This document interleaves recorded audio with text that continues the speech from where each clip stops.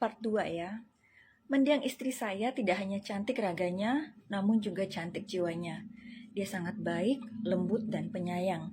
Tidak pernah sekalipun dia mengeluh tentang keadaan kami yang sempat kekurangan di awal-awal tahun pernikahan. Untuk makan pun, pernah kami makan satu nasi bungkus berdua. Kami pun tidak pernah mengadu ke orang tua karena kami ingin mandiri. Istri saya dulunya sangat dimanja oleh orang tuanya. Dan hebatnya, istri cepat beradaptasi dengan keadaan. Perlahan, keadaan kami mulai berubah. Saya semakin banyak dapat klien, dan istri dapat kerja di graphic design agency saat usia kehamilannya 4 bulan.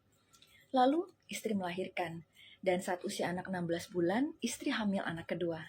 Di sini finansial kami sudah lumayan baik, cukup untuk menghidupi kami, menyewa ART untuk istri, dan rekreasi sesekali.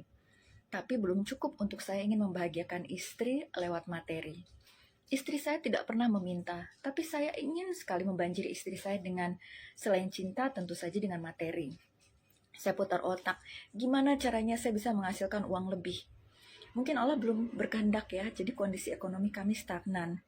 Tidak kurang, tapi juga tidak bisa dibilang berlebih.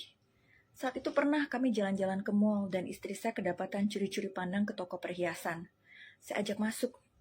Dan pas lihat price tag-nya, harganya ternyata saya belum mampu. Seiring berjalannya waktu, anak semakin besar dan semakin membutuhkan sosok ibunya untuk selalu ada. Istri saya suruh berhenti bekerja, dan sangat tidak disangka, dengan berhenti bekerjanya istri saya, rezeki kami malah semakin banyak, jauh melebihi di saat kami berdua kerja.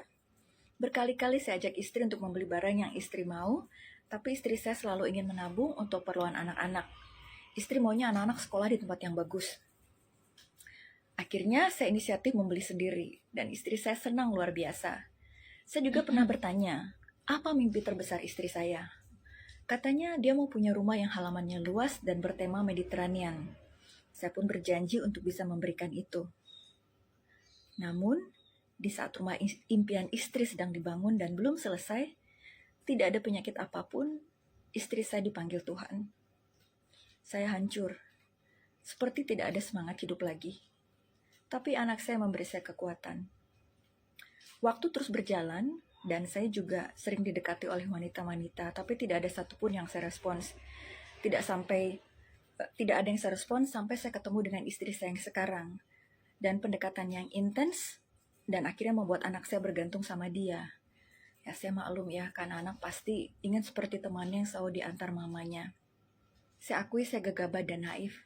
Saya melamarnya. Lanjut part 3.